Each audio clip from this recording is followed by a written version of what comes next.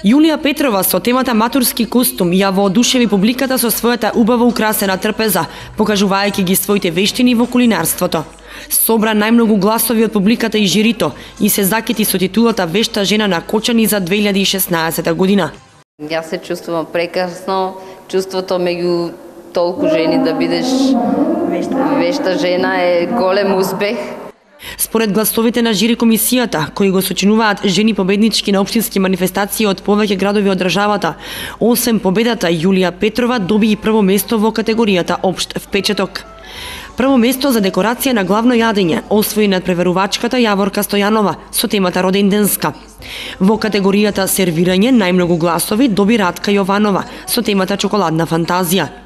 Прво место во категоријата Декорација на десерт доби надпреверувачката Благица Павлова со темата Зимска бајка, која воедно освои најмногу гласови од публиката.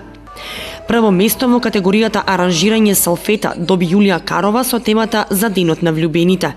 Признание и награди добија и двете надпреверувачки за Гран-при, Слаѓана Ханџиска Попова и Благица Делчева, кои за да се надпреверуваат за Гран-при награда, условот е претходно да имаат учествувано 3 пати во Вешта жена.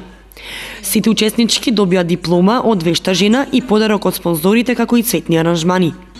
Вешта жена годинава го одбележува својот јубилеј 25 години постоење на манифестацијата. По тој повод дипломи и награди добија и жени кои придонеле многу за град Кочани. Награда за хуманост доби Ружа Стојмилова, Верица Митевска за најдобра медицинска сестра, која освен во Кочани, истото признание го има добиено и на ниво на Република, и Билјана Петрова награда за најдобар наставник и ментор. Самиот факт дека повеќе од 500 жени беа присутни на манифестацијата во ресторанот Амор, а имаше и добар одзив за учество, потврдува колку манифестацијата од година во година добива на квантитет и квалитет и безпрекорност во делот на организацијата. Оваа година е 25 години од постоењето на Вешта жена. Има над 500, можеби и над 600 жени присутни. Имаме 7 надпреварувачки, од кои 5 за Вешта жена и 2 за Гран-при. Јас сум презадоволна од амбиентот од ресторант Амор, од надпреварувачките и од сите гости. Задната цел е да ги соединиме жените од цела Македонија преку овие надпревари, да создадеме едно квалитетно дружење, а преку дружењето создаваме љубов меѓу луѓето. Водителка и годинава беше атрактивната Ирина Спировска.